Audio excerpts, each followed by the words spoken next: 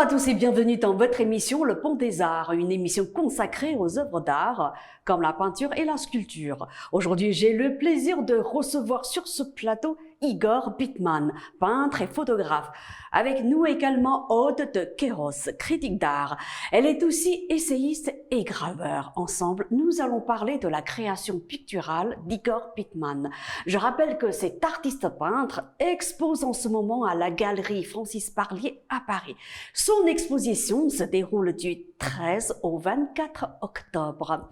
Bonjour à vous deux. Bonjour. Merci d'être venus jusqu'à nous. Alors, je me tourne d'abord vers Igor Bittmann. Votre exposition de peinture a pour thème le fil d'Ariane. Pourquoi ce choix? Il faut peut-être préciser que ce choix de titre d'exposition est venu quand l'exposition était pratiquement déjà accrochée. Elle n'était pas conçue d'emblée comme quelque chose qui devait illustrer ce titre, parce que il y a cette exposition des tableaux de différentes périodes. Il y a un tableau même assez ancien qui date des années 90. Et dernier tableau, j'ai terminé juste avant l'accrochage de l'exposition.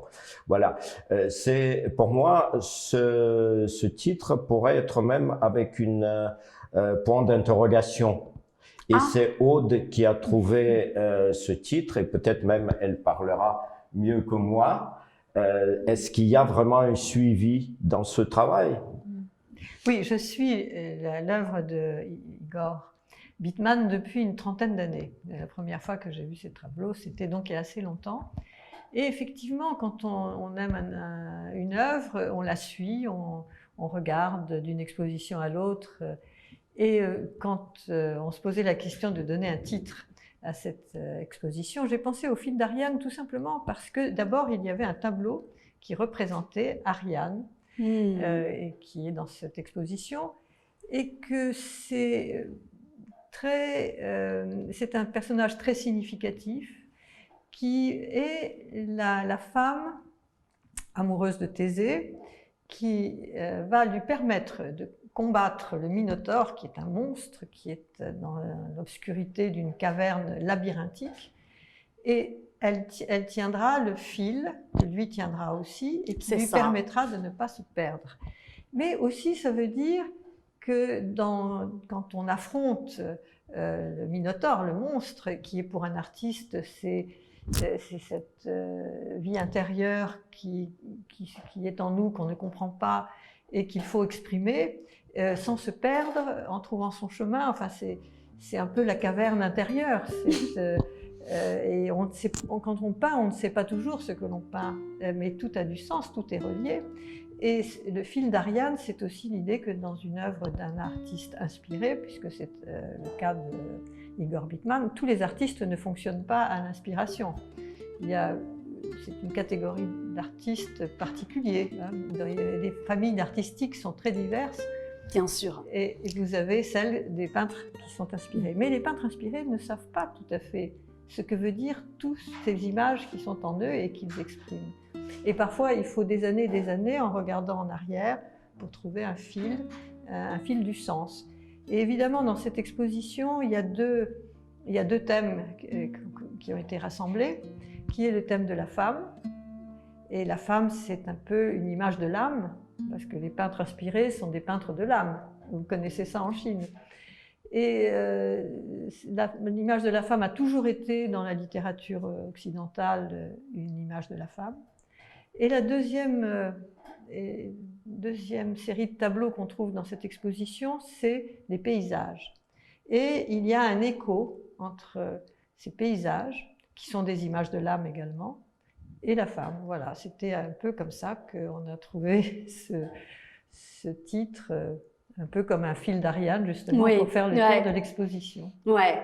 Et donc, vous étiez mis d'accord avec lui pour... Le titre est venu d'ailleurs assez spontanément. Ouais. Voilà. On n'a pas discuté des heures, c'est venu comme ça, voilà. Ouais. Je trouvais que c'est intéressant.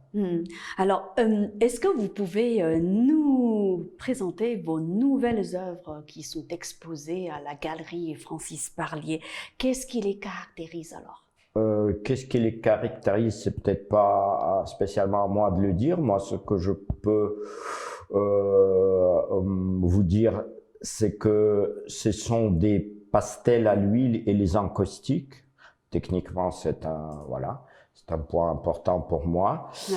Et On va y revenir. Hein. voilà. Et dernièrement, effectivement, j'ai travaillé sur les grandes images de visages féminins que je tiens à souligner ça, qui ne sont pas des portraits, même s'il y a des protagonistes, et il y a effectivement, ces visages sont inspirés par les femmes qui existent. Mais je voudrais que ça soit presque, quelqu'un a appelé ça les icônes. C'est ça. Voilà, ou les madones. Voilà, différents aspects de la beauté, peut-être qu'ils représentent. Ça, c'était vraiment sur quoi j'ai travaillé ces dernières années. Mais le paysage, comme a bien dit Aude, il reste aussi très important pour moi. On peut y admirer combien d'œuvres? Il y a presque cinquantaine d'œuvres, dont 40 tableaux et une dizaine de photos. Vous les avez sélectionnés ensemble? Non. On les a, oui, la sélection n'était pas très difficile. C'est moi qui les ai, on va dire. Le directeur de la galerie a eu son mot à dire, mais en fait, ça ne posait pas de problème. Voilà, on a exposé les dernières choses et certaines prêtées par un collectionneur qui nous a gentiment prêté quelques tableaux aussi. Alors, même si le thème de l'exposition, le fil d'Ariane, a été trouvé, on va dire, au dernier moment et de façon spontanée, est-ce que parmi on va dire, la cinquantaine d'œuvres, on peut quand même tirer un fil d'Ariane pour les relier, par exemple? Moi, j'ai trouvé que oui. Voilà. Allez-y, oui. J'espère que voilà. oui, mais c'est pas moi de le dire. C'était pas fait exprès pour. On peut relier lesquels? Oh bien, de toute façon, il y a tous ces personnages féminins qui sont, comme je vous disais, des images de l'âme. Et vous avez d'autres personnages qui sont des personnages mythologiques. Vous avez Cassandre, vous avez également Europe, et vous avez Parsifal. Voilà. Donc vous avez toutes ces grandes figures. Ce sont des archétypes en réalité. Et si vous regardez cette peinture, ces femmes ont toujours l'œil qui est tourné vers l'intérieur. Elles sont méditatives. Ce sont des images de l'âme qui regardent l'âme. Et quand on les regarde, eh bien, on a envie de faire comme elles, de regarder à l'intérieur. Vous savez, c'est cette vie des images qui est si mystérieuse. Elles naissent à l'intérieur de l'œil. On les voit très précisément. Et après, comme artiste, il faut que ça passe par la main. Et c'est très mystérieux tout ce qui se passe. Et on reconnaît, quand on réussit une œuvre, on la reconnaît, comme on reconnaît un enfant. Et puis quand elle n'est pas réussie, on la laisse dans un coin parce qu'on ne la reconnaît pas. On ne reconnaît pas cette image intérieure. Voilà. Et là, ça passe par des visages. On peut dire aussi que parfois l'œuvre échappe. Voilà, on pense à une chose et parfois c'est pas pour le mieux. On ne sait pas où on va. Et on ne sait pas exactement où on va. Et à un moment donné, c'est la peinture elle-même qui commence à dicter ces conditions. Et voilà, et elle nous amène quelque part. Parfois à la fin, on est même un petit peu étonné. Mais parfois c'est une bonne chose, parfois il faut tout recommencer. Il y a un philosophe de l'art au début du XXe siècle qui disait que le statut de l'œuvre, de la peinture, quand elle était accomplie, quand elle était réussie, était du même ordre que le statut de l'être. C'est-à-dire que c'est un objet chargé d'être. Et c'est presque la relation qu'on a avec ces objets, avec ces tableaux, c'est une relation de personne à personne. Et c'est pas faux. Quand un tableau atteint je dirais, sa perfection, on a affaire à une personne qui est aussi différente de celui qui l'a créé que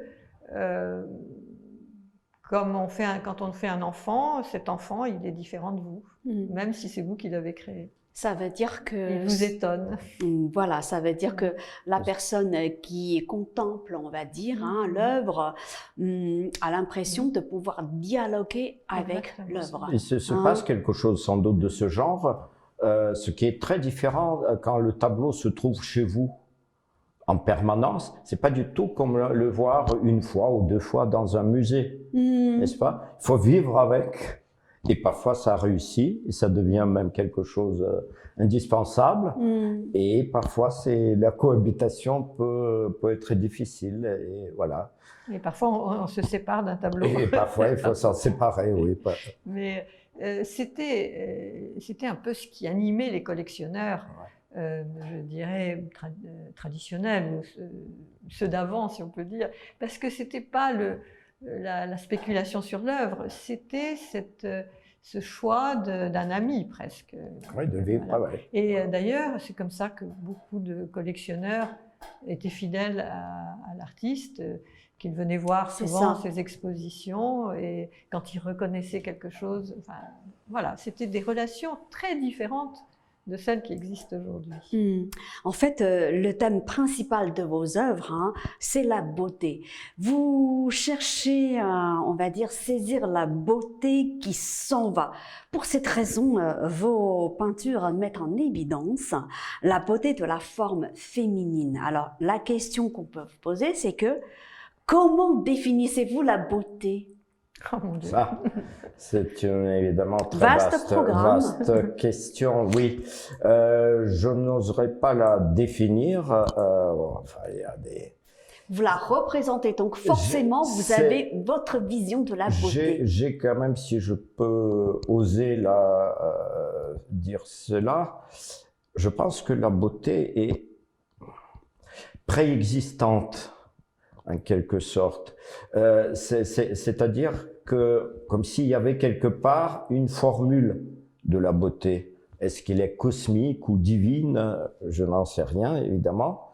Mais il me semble que ce fait nous permet d'apprécier un masque africain, une statue grecque, une gravure japonaise, qui sont très très différents, l'esthétique est très différente, et donc forcément la beauté évolue et varie plutôt en fonction de la culture, de l'époque, la mode même, il y a des modes, mais il y a quelque chose dans le fond qui est, voilà, est-ce que c'est des proportions, est-ce que c'est certaines harmonies de couleurs, mais il y a quelque chose qu'on peut essayer de deviner. Et que pour moi ça passe par les images de femmes. Bon, là il y a rien de, j'ai rien inventé. On va dire que c'est un petit peu la tradition quand même, enfin un petit peu beaucoup la tradition dans la culture occidentale le corps humain. C'est la représentation de la beauté, le corps de la femme. En particulier le corps de la femme. Oui. De la femme et de l'homme qui sont une réduction du cosmos, c'est-à-dire que tout le cosmos se retrouve dans les proportions du corps humain. C'est ça un peu ce qui a inspiré l'architecture, ce qui a inspiré la gravure. Il faut peut-être ajouter aussi que ça c'est Balthus qui a dit ça à un moment donné, que notre monde devient très très laid. Et c'est vrai si on pense au XVe siècle, ou enfin des époques plus éloignées où on n'était pas entouré par des images dans de telles quantités comme maintenant, des images fabriquées industriellement. Et voilà, un paysan de XVe siècle a vu peut-être une fois dans sa vie une belle fresque. C'était magnifique, j'imagine que c'était un émerveillement quand il voyait ça dans des grandes églises en ville, voilà. Et là, maintenant, on est entouré, saturé complètement d'images qui sont le plus souvent laides, n'est-ce pas? Donc, c'est essayer de retrouver quand même garder la beauté dans ce monde qu'on trouve évidemment dans le paysage, dans les corps des hommes et des femmes. Ouais. Ça, c'est quelque chose qui me semble important. Ouais. Et du coup, quelle est votre façon de saisir la beauté qui s'en va? La beauté qui s'en va, oui, c'est un peu ça. En tant que peintre et photographe, c'est assez simple.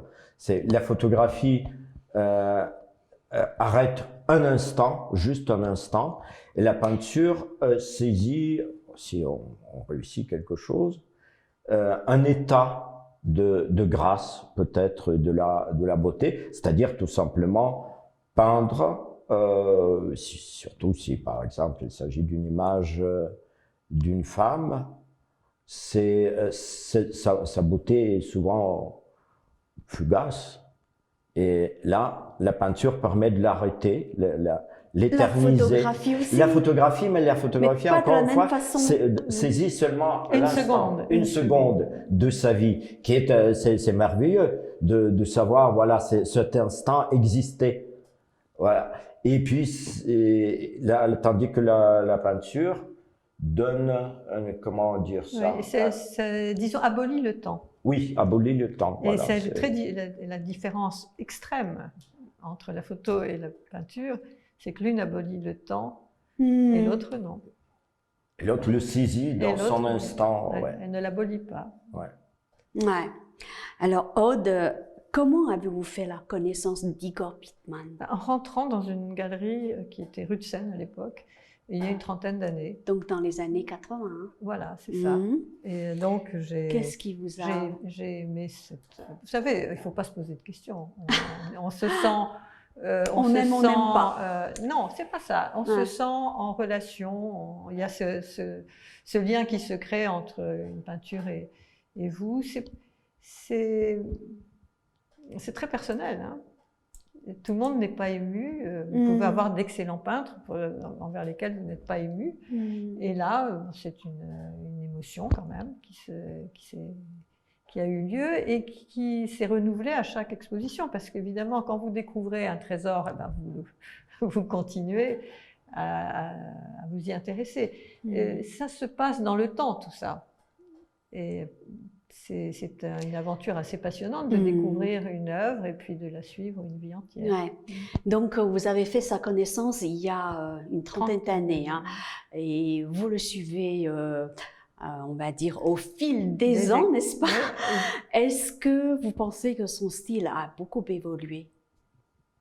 Alors, il y a le fil d'Ariane qui est toujours là, donc ça c'est cette espèce de continuité dans l'œuvre. Et vous savez, autrefois, l'œuvre d'un artiste, c'était toute l'œuvre. Hein, on parlait de l'œuvre. Et dans cette œuvre, vous aviez des moments différents, vous reconnaissiez très bien les époques, enfin, mais il y avait une sorte de tout. Hein. On n'est pas dans un esprit de casser les codes, de casser...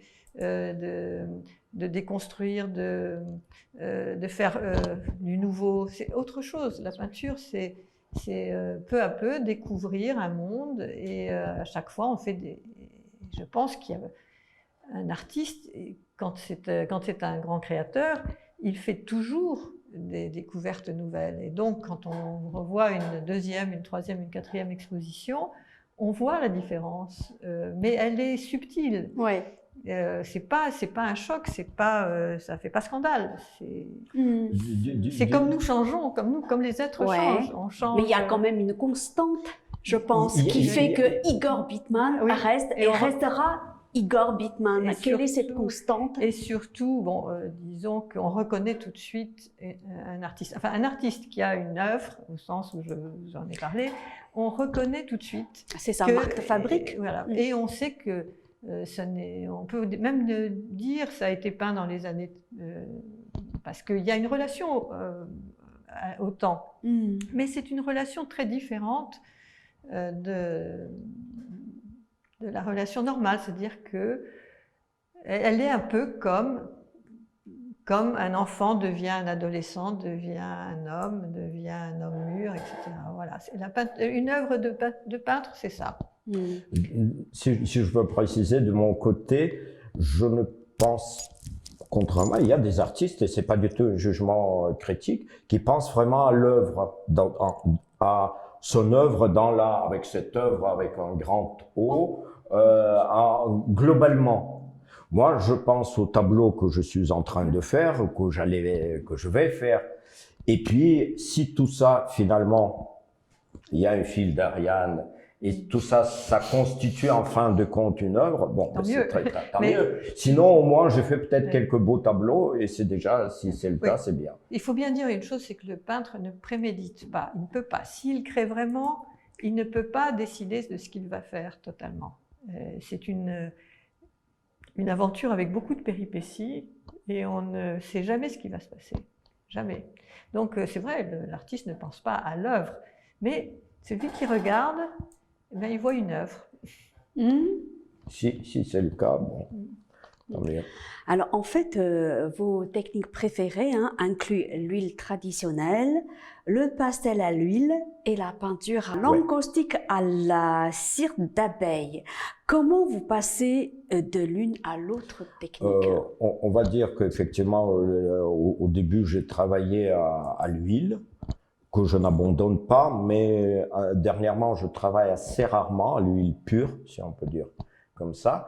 Ce que j'ai cherché depuis longtemps, une certaine matité. L'huile est une matière assez brillante, et dans ces recherches de matité de surface, je suis arrivé d'abord au pastel à l'huile, qui permet aussi un geste très différent parce qu'il n'y a pas de pinceau, c'est le craie qui est le pastel, mais pastel gras à l'huile qu'on peut poser sur la matière déjà, sur la surface déjà peinte à l'huile.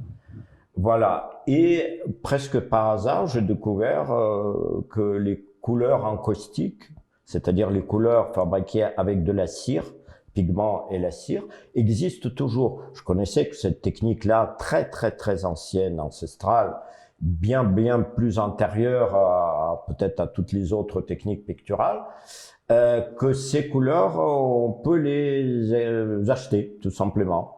Mais il fallait trouver nouvelle façon de les utiliser, parce que la façon de travailler les artistes dans l'Antiquité, il est assez peu connu. En tout cas, ils faisaient des petites choses sur bois, enfin ce qui est, en tout cas, on peut voir maintenant admiré dans les musées. Donc, il fallait trouver une nouvelle façon de travailler avec ces couleurs-là, qu'il faut chauffer. C'est assez contraignant. Comme technique. À l'époque, j'ai travaillé avec ma compagne, Anne-Sophie Cavalier, qui a beaucoup contribué à la nouvelle élaboration de cette technique. On devait pratiquement la réinventer. Et donc, elle a utilisé beaucoup comment dirais-je, des outils que les femmes connaissent très bien, pour justement faire fondre les couleurs dans les petits bains d'épilation. Vous voyez? Ouais, c'était voilà, petit à petit, comme ça, on a élaboré cette technique qui a une richesse que je trouve extrêmement, enfin, une richesse infinie de nuances et de possibilités de créer une matière très très riche. Mais justement, voilà. Alors, quand vous choisissez une technique, est-ce que c'est parce que vous voulez exprimer au travers de votre peinture une idée en particulier, c'est-à-dire que vous choisissez une technique en fonction des thèmes? Non, pas en fonction de thèmes, mais c'est très difficile de raconter comment ça se passe. Vous savez, vous voyez un visage et puis quelque chose vous suggère une ligne. Cette ligne-là, comment elle peut, ou une couleur, comment on peut mieux traduire ça sur toile? Est-ce que ça, je vois ça plus mat? Est-ce que je vois ça avec une texture très rugueuse, ou au contraire quelque chose de plus lisse? Est-ce que je vois les contrastes violents ou au contraire quelque chose de très effacé? Et voilà, donc c'est c'est pas tellement le sujet, mais plutôt une sensation de la, comment dire ça? De l'incarnation dans la matière. Oui, hein. voilà, l'incarnation dans la matière. Ouais. C'est le passage de l'image qui est dans la tête à quelque chose qui a une Et texture. ça peut être un objet, une pomme, paysage, à plus forte raison, et surtout évidemment le corps ou le visage qui suggère, qui produit un effet à l'intérieur qu'on essaye de trouver les meilleurs moyens pour le mettre sur toile. Donc c'est l'œuvre que vous voulez représenter et qui vous dicte le choix d'une technique. En quelque sorte, si j'ai bien compris. C'est la main qui décide. C'est la main parfois qui trouve, parce qu'il peut y avoir des situations où vraiment c'est important pour moi, dans quelque sorte, cette matière, on commence à travailler, puis elle résiste. Et cette résistance, et je trouve que plus elle résiste, plus peut-être on peut arriver à quelque chose d'intéressant, plutôt que savoir d'avance exactement comment je fais ça. Mais du coup, vous avez plus de moyens d'expression que les peintres qui ne possèdent qu'une technique, la peinture à l'huile par exemple. Non, mais chacun trouve sa technique, et pour eux peut-être même seulement avec l'huile les mêmes combats se posent aussi. Mais même dans ces choix limités, on peut évidemment chercher et trouver beaucoup de variétés. En tant que peintre, hein, vous avez exposé dans plusieurs pays, la Suisse, l'Allemagne, l'Italie, même la Chine. Alors, est-ce que vous pouvez revenir brièvement sur vos expositions en Chine? En Chine, c'est mon expérience, et pour l'instant en tout cas, très très limitée. C'est grâce à Rémi Aron qui a organisé ce voyage l'année dernière, en 2019, pour un groupe de peintres français. Donc j'ai eu la chance d'être parmi cette dizaine de peintres. Nous avons été pendant quelques semaines dans un seul endroit. Donc ma connaissance de Chine est très très limitée, mais c'était un séjour extrêmement intéressant. C'était dans quelle ville? Suzhou. Suzhou. Voilà. Et donc on a eu une exposition collective. Là, je dois dire que j'ai été absolument surpris par l'organisation de cette exposition qui a été prévue, mais on devait exposer les œuvres faites sur place. Donc, on travaillait pratiquement jusqu'à dernier jour de notre voyage, notre séjour, et l'exposition a été montée en 24 heures.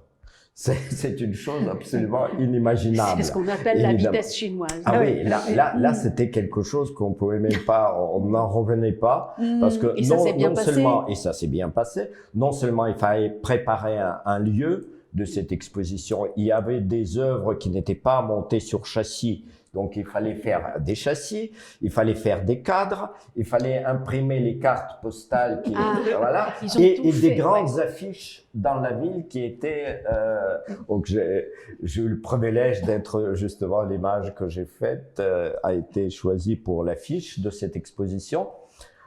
Et tout ça a été fait en 24 heures. En tout cas, rien n'est impossible en Chine. Visiblement, non. Alors, dernière question, donc elle est pour Aude. Est-ce que vous pouvez nous donner quelques clés pour apprécier les œuvres d'Igor Pittman? Il faut être disponible intérieurement. Il faut avoir du temps. C'est une peinture qui se contemple. Il n'y a pas de message. Il n'y a pas de texte explicatif, simplement on les regarde et on se laisse porter. Il y a une rencontre où elle n'est pas là. Au fond, la peinture, c'est ça. C'est un autre langage. Ça n'est pas le langage des mots, mais il va bien au-delà.